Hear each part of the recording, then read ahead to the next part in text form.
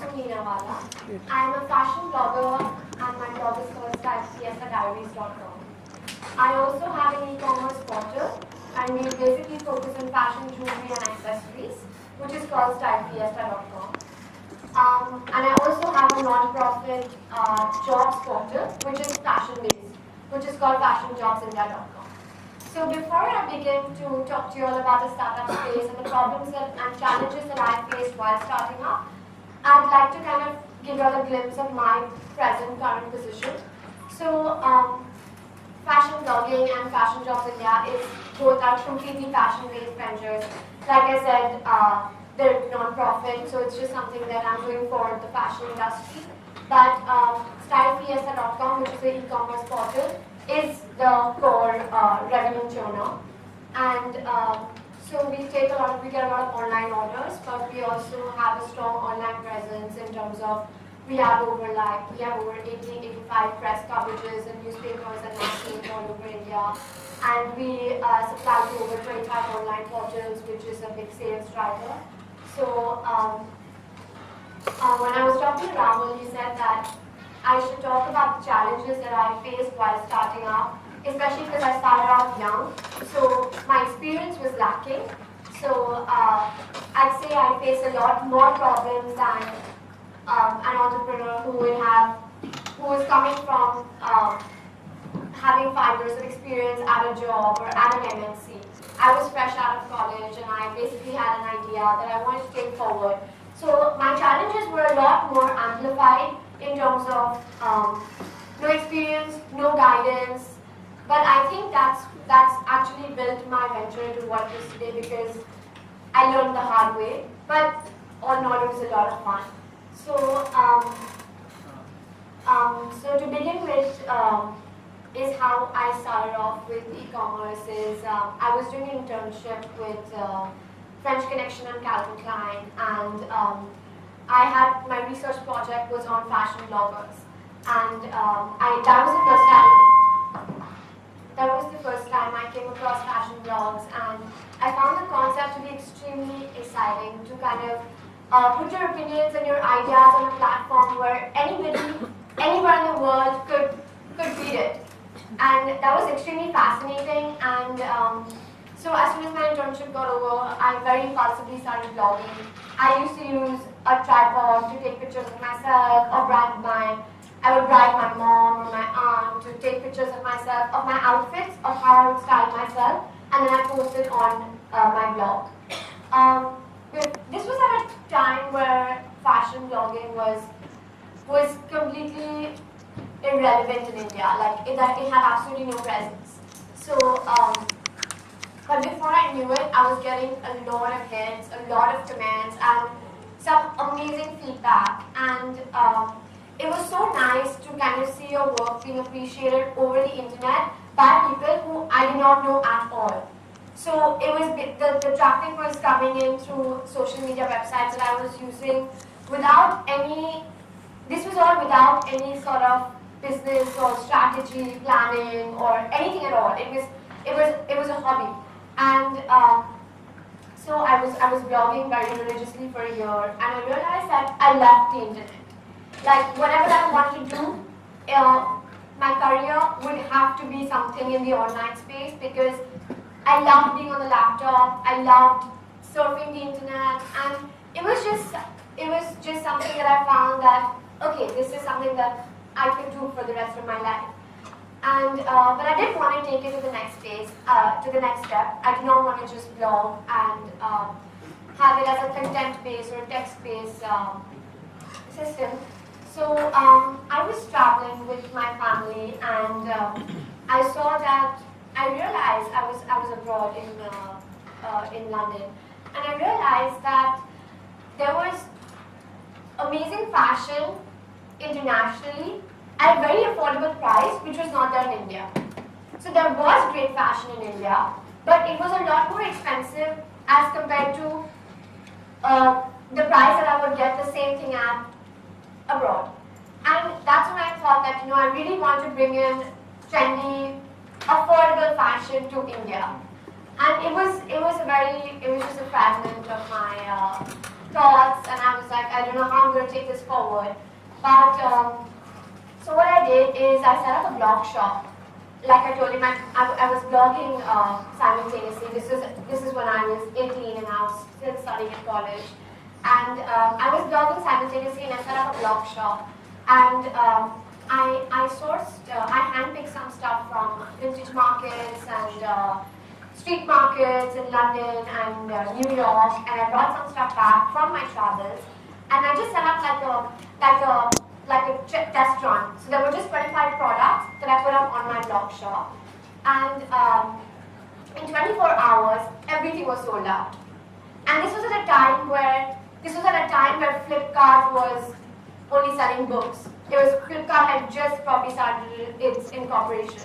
So it was so amazing to know that somebody off the internet was ready to trust me. Because it was a blog shop, they had to make a bank transfer first, and then the products would be delivered like that. What is the reason that I'm going to invest money in you? So I said, okay, you should probably give me some time, and I want to work on it, and things like that. So I think challenge number one that I faced while starting up was convincing my father, who was my first investor, that my idea was worth going ahead with. So I think that was my first little brief.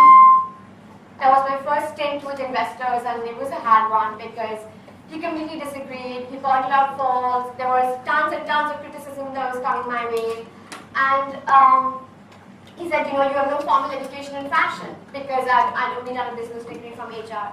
I was still doing it. So he said, why don't you go study fashion? Why don't you get a formal degree? And then we can talk about it and we can discuss how we should take things forward. And that's when I went to do 8 diploma courses for in a period of over 4 months. And I came back and I started working full-fledged on my e-commerce website. So when I started off, my base was always that I wanted to give trendy and affordable fashion. So pieces that were extremely stylish, but that would not break anyone's bank and that would not create a hole in anyone's pocket. So say something in the price range of that is much lesser than Zara. But so I had an idea, but I didn't have my product in place. So once I had my idea ready, which I'm sure most of you guys over here might have, I kind of took a risk to figure things out along the way, which is very important because if you're going to do everything beforehand before starting out, then you might just get stuck. You might just not be able to reach stage number 2 because you'll find so many problems. I mean, we all know starting off is like literally like jumping off the cliff and you don't know what's going to be at the bottom. Like it's probably going to be, you're probably going to die, or there's probably going to be like a trampoline and you'll be up again. But I think that's a risk that's very important to take for any startup. So that's what I did. I had an idea. I knew I wanted to sell online only because I didn't want to create a brand that retails out of a store, because what is the point of me targeting one vicinity of one city? Today, if I open a store at Beach Candy, I'm targeting South Bombay, inside Maharashtra, inside India. When with an e-commerce venture, you're targeting the entire country and you don't even need to stop there. You always have worldwide shipping. So why would I want to limit my business on purpose? That was the only reason that I loved the online space, because of its reach. Its reach was absolutely limitless. And so I started off. So the first thing that of course came into focus was my products and my website. So with my website, I faced tons and tons and tons of problems. So I don't know if there are a lot of guys over here in the tech industry, but I think that is something that it's very hard to find developers that you can trust and that can give you a price that's viable. And so that is the problem number 1 that I faced. When I started working on my website, I had to literally change over 4 developers because one started with Magento, and halfway through he said, I don't know how to go ahead with Magento. So now I'm at a point of stage, so this is back in 2012. So now in 2014 I'm at a point of stage where I've kind of learned a little bit of coding myself, because if you want to be in e-commerce, and that's something you just have to do. Like, if you don't know how it's going to be done, if there's a problem, how are you going to correct it? So I've learned a little bit of very, very basic coding, and now I've hosted my website on Shopify. I don't know if anyone here is interested in e-commerce, that's something that I really highly recommend, especially in the beginning first couple of years of your e-commerce venture, because it's easy, it's manageable, and it requires a lot of hassle but gives you a lot of features. So that's a challenge that I was facing since a couple of years, but I found a solution to it, which is Shopify, at least for a good 1 year more, for me at least. And so the second thing, of course, was when I was going to set up an e-commerce website, what was I going to offer to my audience that everyone else wasn't offering? So when I had this idea back in 2011, like I said, when I set up the blog shop and everything, it was a time where Flipkart was still in incorporation stage. But by the time I came back after doing my diploma courses and everything, e-commerce was booming in India. And it's still not booming, but it had, the rat race had begun. And I said, okay, so there's so much competition right now. So what was I going to offer to my audience or to my customers that would make them buy from me and not make them buy from someone else? So I think this is not something that's e-commerce focused. I think it's in any industry, any startup, or any business. Is that what are you offering to your customers that they should come to you and not go to your competitors? I think this is your number one big and all question. And that's where my blogging kind of came in again, which is I realized that what was the reason number one that my customers bought from me, that my blog shop sold out, was because they liked the fact that there was a face behind the brand, that there was somebody who was kind of handpicking the items for them, who was giving them style advice along the way as to how you should wear this, what you should wear it with, as compared to a brand which is kind of faceless. And secondly, I mean, don't we always look at a brand you look at a brand as an entity, as somebody that could be associated with a celebrity, but you know the celebrity doesn't actually have anything to do with it. So that's not the kind of face that I'm talking about when I say a face behind a company. So now when anyone comes to Style Fiesta, they know that Style Fiesta is very associated with Masoom, which was the biggest sales puller for me and my company. So I think that was my competitive advantage, that people liked that, okay, there's this person, there's this girl who is actually interested in making me look better, who wants to bring fashion to me at an affordable price. So that's the reason I'm going to her website, because along with buying a product, she's telling me how I should wear that product. And there's a lot of, because I am my target audience, which is not something that is present in a lot of companies. And I mean, fair, it won't be, that's not practical. But in my case, I got lucky because I am my target audience. So I know the way I think. I know that for me, a 21-year-old girl living in Bombay, exposed to everything in life, I know that when I go to a website, I want to see pretty things, colorful things that appeal to me. I need a website that's very Pinterest, that's very Tumblr, and that's what I've built for my customers. If the internet is working. So right now we focus on fashion, accessories, and jewelry. So we have necklaces, earrings, bracelets, rings. In more accessories, we have watches, belts, anklets, hair accessories, phone accessories, sunglasses. That's my blog, and yeah. So this is what the website kind of looks like. So we have like this live Instagram feed, because I know my target audience's favorite social media platform right now is Instagram. So that's where I need to target them.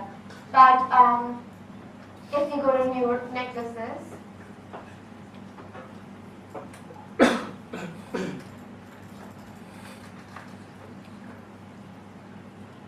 so this is the whole layout of the website and how it looks.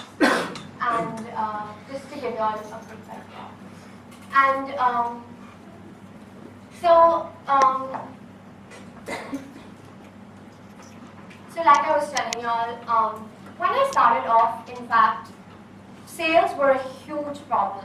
So when we launched this website in December 2012, and it looked very different at that point of time. So when I started the website, sales, my whole model was to convert my readers into customers. So I was a blogger. I was getting thousands and thousands of hits every day on my blog. My basic model was convert my readers into customers. It was simple, but when I launched, it didn't happen. I don't know what went wrong, but my readers did not get converted into customers because working on a startup, e-commerce, at the end of the day, as a tech startup, is extremely time consuming.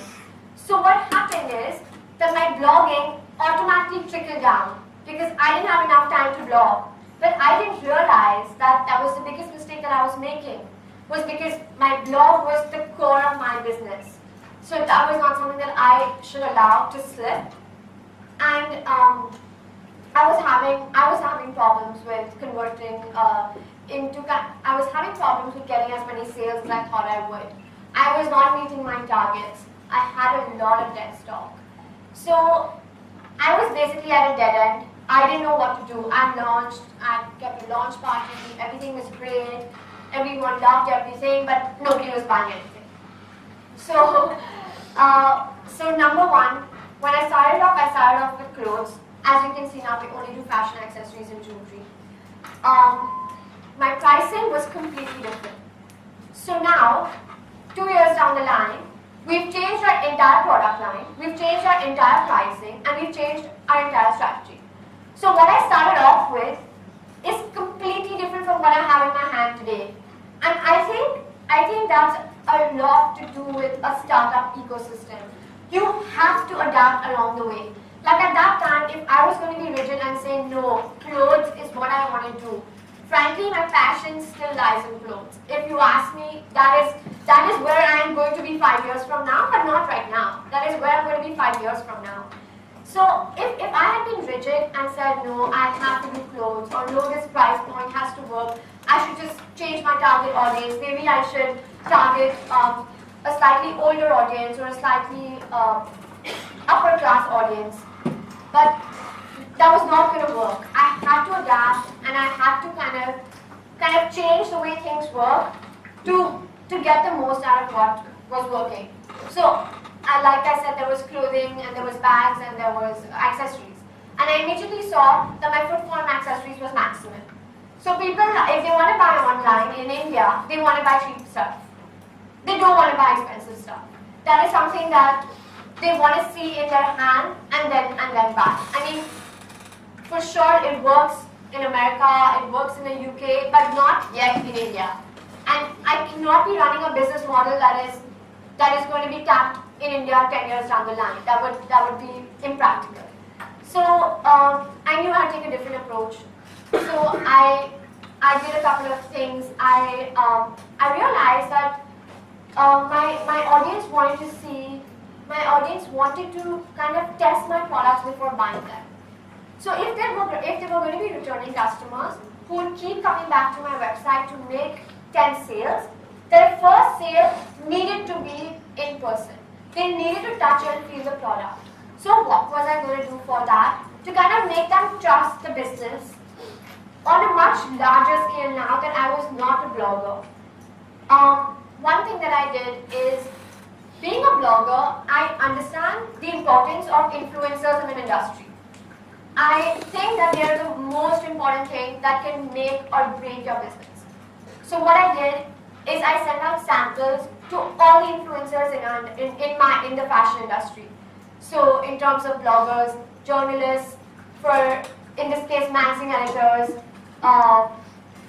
personalities, even fashion entrepreneurs for that matter of fact, because I knew that these people had a pull over the fashion society. So if they were wearing something, they would always tell the people around them. Now because they were influencers,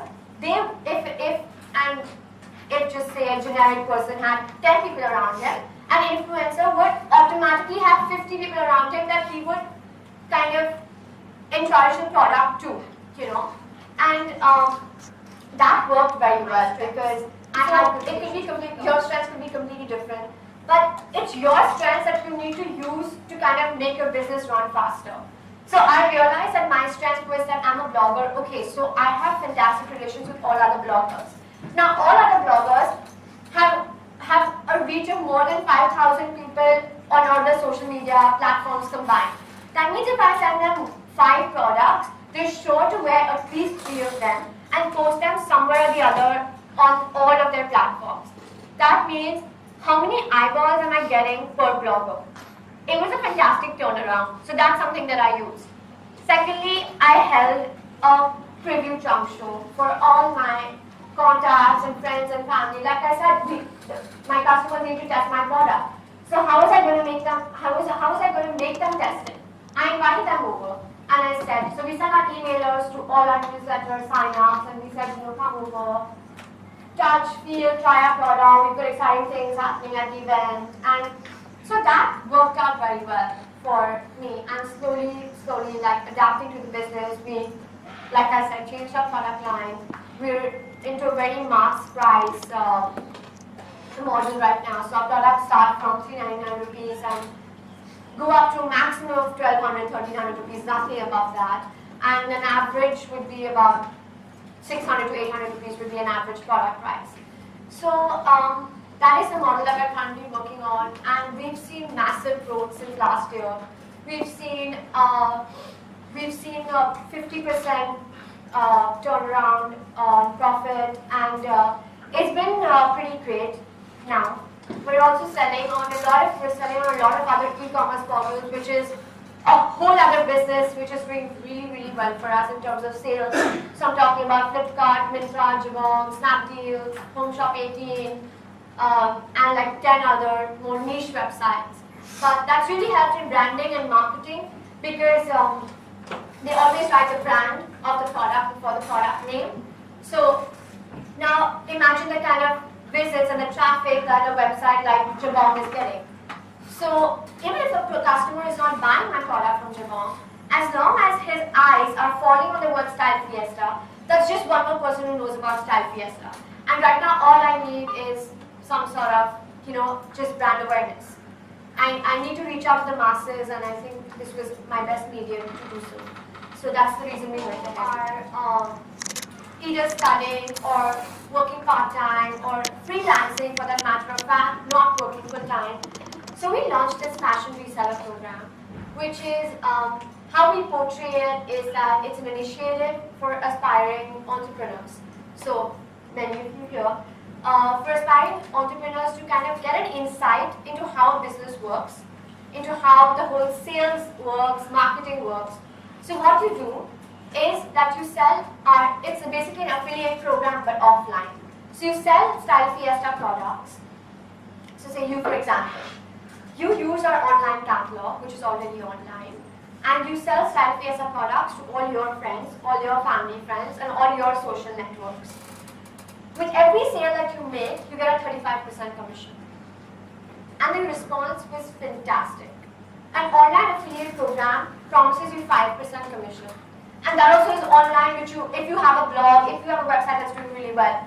So here, we were giving, even housewives for that matter of fact. So we were giving housewives, part-time students, full-time students, freelancers, part-time employed people. We were giving them a chance to kind of get into the fashion industry, about the fashion industry, also to understand how a business works, to get experience without no investment, but still a massive chance to kind of make money. So we've got people now, and talking from business point of view, this has worked out so well for us. Because they're promoting our website, they're promoting my brand, they're posting all our product pictures with our branding on all their social media platforms, and they're churning sales. 35% is a commission that I'm anyways giving any other e-commerce portal, any other e-commerce website like Flipkart, Snapdeal, Myntra, whatever. I'm anyways giving them 35%.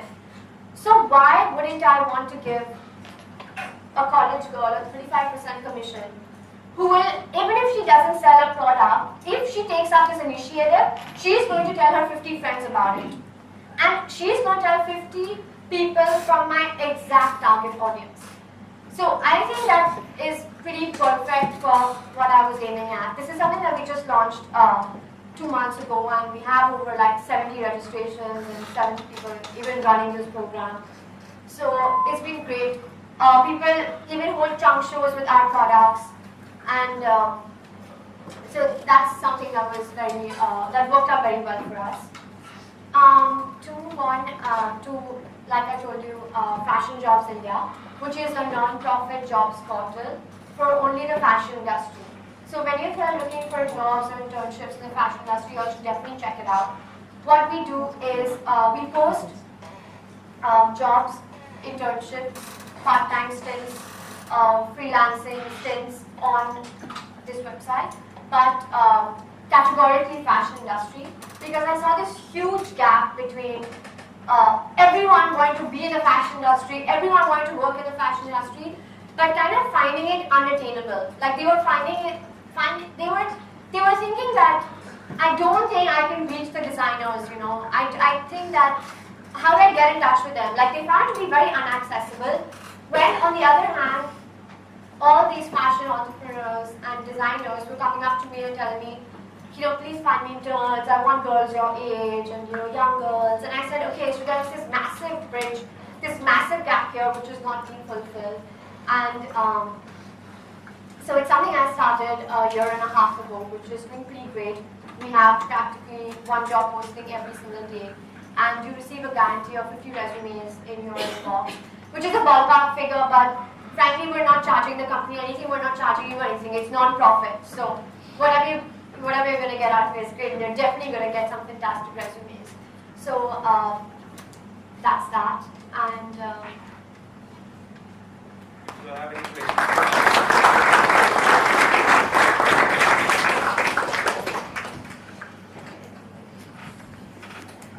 So I noticed that you seem to be on a lot of platforms, you have resellers and so on. So how do you engage with audience in all these different platforms? Like all your people who are buying your stuff. I mean, how do you keep track? How do you respond to queries? Things like that. So now we have a team of people working for Style Fiesta. So we have somebody who is dedicatedly for customer care, dedicatedly. So that is customer care. One is email, of course, but the other is over social media platforms. Whenever somebody posts a query or an issue or returns or exchange, there is one dedicated person who deals with it, because that is a very time-consuming, and it's something that it's the first thing that any e-commerce venture needs is somebody for customer care. So yeah, that's taken care of. But whenever people post pictures and stuff, they always send it to us, so it's not a problem. It's very easy to track that way. And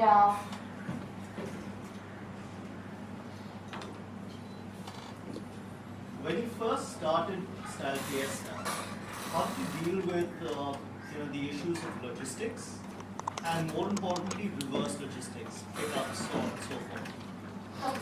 So when I first started off in the beginning, what I did was, the first thing I did was speak to FedEx, because that's the only logistics company that an 18-year-old girl would have thought of at that time. But so I started with FedEx, and it was a really, really bad experience. Extremely bad experience, because they kind of made me sign a contract, but there were a lot of hidden prices in terms of octroi that were not quoted during the signing of the contract. It was probably my relationship manager who didn't clarify things, but it was probably, if I had another relationship manager, I wouldn't have faced those issues, but I faced them. But on a more resolved stage, which is the present, we use Miracle Couriers for all prepaid delivery, which is a courier company that only hires deaf adults. So it's also our way of kind of contributing to society, because it's all deaf adults doing the deliveries in Bombay, and they have a tie-up, and we use Aramex and Blue Dot for outside Bombay. For COD, we use Gati Couriers and delivery. So yeah.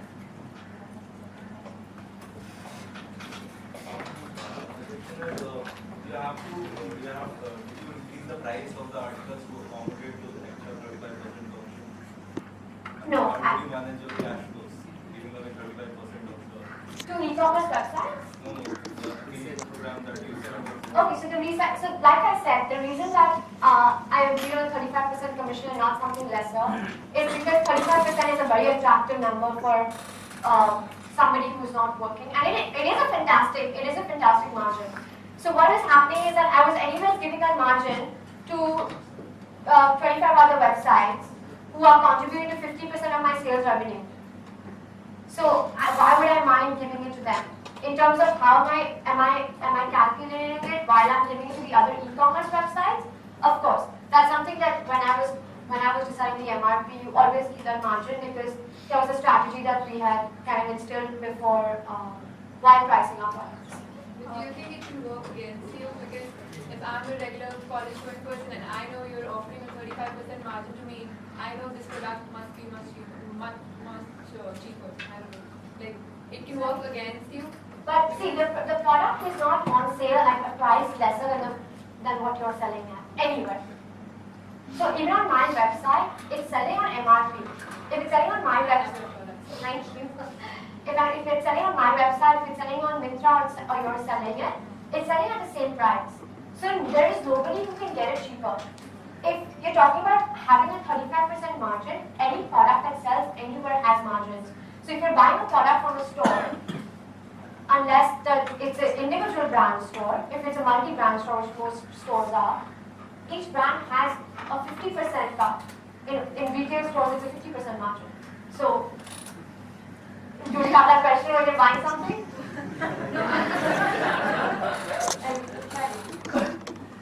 Sorry, I think maybe the direction she was going in is what's to prevent me from signing up as a reseller, buying the stuff. And getting 35% off yourself? Yeah. So we've had this question because, hello, we're in India, but what happens is we have them get, we have a minimum of sale per month of 6,000 rupees. Now, even if they're buying stuff for 6,000 rupees for themselves, there's a discount coupon that will get them that much discount on the website. So, all works fine. Your sourcing and manufacturing is in India or you do it from? No, it's all, it's in Southeast Asia and in America. Now, For the friends, people is buying from your website or through some e-commerce website. Like what do customers prefer, buying the same product from your website? So we have this product diversification where we don't give all our products to e-commerce websites. That's also an advantage for girls who are in the fashion reseller program, is they get access to sell all of our products. But any other e-commerce website, there's a very specific collection which falls on the generic category which goes to all others. So when you come on the website, you will never see this collection that's on stylepsa.com will not be, all of it will not be ever available. You mentioned about the affiliate program. Yeah. So suppose if there are say 20 college girls are there and if they are referring people and if those people come to your website to buy the product, so how will you keep a track that which customer has come through which reference? So what happens is there's a full format and there's an order form that happens with registration for a fashion reseller program. So today, if I'm telling my friends that this is a website. So now, if she's actually your friend, I mean, why is she going to mind you earning 35% on it? Secondly, she's heard of the website through you. So what happens is I fill in the order form for her. So, and we have an ongoing relationship with each fashion reseller. So we know the kind of orders that they're getting. Because the order doesn't come through our online website. It comes as an offline order through the order form. So basically those orders are offline. Yeah, they're offline. Hi, I am from an e-commerce company who is giving a solution to this whole industry, and we are an integrated solution provider for both the logistics as well as a payment gateway. So we are trying to understand how much does cash on delivery option hurt you. In fact, there are very too many reports which are coming in that it's hurting the whole industry a lot. So from your perspective, are there any refusals on people who refuse to give money on the cash? Frankly, the percentage is too low to be even something that needs to be glanced upon. We never get refusals. We barely ever get refusals of people kind of failing to accept the product saying I didn't order it. Because there is a very strong system after ordering a product, the format that goes through. So that's not a problem that we face. In terms of, I don't think COD, even however hurtful it is to the e-commerce industry, I don't think that's ever going to go out of India. So I think it's just something that needs to be ignored and move on. Like even if it's a cost that you're facing, it's a part of your price, and your customers choosing to pay for it.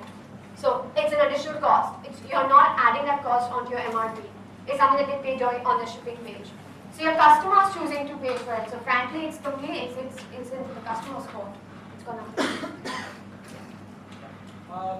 Do you have an offline store or something apart from the online store that you have? Also, because whatever promotion that you're doing offline, will you try to bridge the gap between the offline sales and the online sales so that you can drive traffic from the offline crowd to the online? Like more like a tab? So, like I told you, we held these events, a couple of events, and we also took part in a couple of pop-up stores and things like that. Only in the beginning, to kind of raise awareness and have people touch and feel our product, test our product, see how it looks in person, see the finish of the product, see whether if you're paying 500 rupees for it, is it worth it? I'm just going to wear it 5 times. Or any question that you might have like that in your mind. So that's something that we did to get the offline people online. But now, frankly, we don't take part in any offline events. In terms of like trunk shows and sale events, we don't do that because that's not our brand image right now. So what we do is, traffic on your website, right? I mean, see, to be honest, think about it this way. If I take part in an exhibition or a pop-up store, the minimum I'm going to pay for a table is 10,000 rupees, which is the minimum, which is not even possible anywhere. It'll go up to 20,000, 25,000, go up to 50,000. If I spend that much money on SEM with a CPC of 180 rupees, which is also high, still look at the amount of orders I'm getting. And what is the guarantee that the trunk show is going to get me that much orders, plus the effort and the time that's wasted in holding that trunk show. Okay, let's not talk about the offline events. Let's say a housewife who's selling a product and she has a tablet of your same online store. Tablet. Just say an online store for mobile compatible. Yeah. So she shows the tablet and probably she can actually say, if you want a discount, you buy it from this app that is there on my tablet, the same store. So did you try that option where you can actually increase the traffic on your website even from your offline promotions that you're trying out to the reseller program? I mean, the point of the reseller program is that to drive more traffic. So that fashion reseller program is in fact a complete offline initiative because we're targeting people and it's offline orders like I mentioned. Because we usually run the same company. So we usually suggest people like fashion entrepreneurs that bridging the offline sales and the online sales is probably going to be the future. It's not like the hybrid e-commerce. So for let's say if I have a reseller and I give a cost, so I want to sell my product. I give a cost to the one who is going to buy. If you want a discount, just go to the online store, click a button, you get a discount of 35%. So in an indirect way, you're actually gaining traffic to your website as well. So you're bridging your offline sale to an online sale here. So I was just hoping if you could just try that sometime. For sure. We can have it right now. Alright, we have time for 2 Just more 1 second. I think someone here has a question. Yeah. Just 1 second. You mentioned that the difference in addition to also resell another brand. Sorry? You also retail your own brands in addition to reselling other brands. Only With our your own label. Sorry? Do you also retail No, we your only own retail label? our own brand. We don't resell any other brands. Because that's a marketplace model which will not be. You mentioned that the differentiating factor between you and our competitors were that you are a blogger. That was the differentiating factor you mentioned. But you also said that initially you were not getting the sales. Yeah. And that was the differentiating factor. So, like, isn't there a contradiction? Like, No, so what I said is because, like I was explaining, now tomorrow, like he said earlier also, if you're going to quit your 9 to 5 jobs for a startup, there's a reason. Because a startup requires so much time and so much commitment more than anything. So I mentioned earlier that my blogging trickled down. I was not blogging as much because blogging is also very time consuming. So I was not blogging as much. So my readers were not in touch with me that much. But you know what, because blogging is something that is very hard, but it's very easy to lose touch of. There are so many bloggers who were there but are just not present anywhere anymore. So in that period of launching my website, because I was so consumed by everything, I made a mistake of not blogging that much, which is why I hope I answered your question. So Masoom, last question. We have a couple of jewelry designers and fashion designers here who want to start their own venture, right? But the question usually comes at how do they go about pricing? So can you highlight like how did you, what research do you do and how do you price your products? Like you mentioned that you change your entire pricing model. Yeah. Can you help them out understand that how to go about pricing and what research do you do? Yeah, definitely. So from the place that I'm coming from, my focus was sales. I did not want to focus on profit. I wanted to focus on mass sales. So what I wanted was, I don't mind if in my first model I was recruiting, my pricing was a lot higher, even for my accessories. Was at a very nascent stage in my business. So I was concentrating a lot on profit.